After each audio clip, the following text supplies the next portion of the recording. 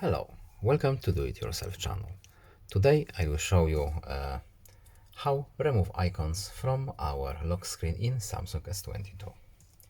So we are talking about these icons: call, camera, time, etc. How to customize it, how to remove those icons.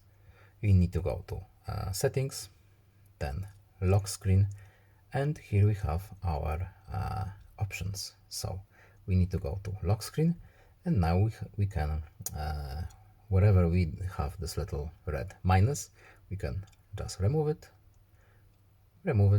and they done.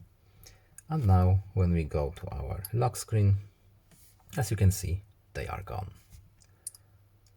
That's basically it.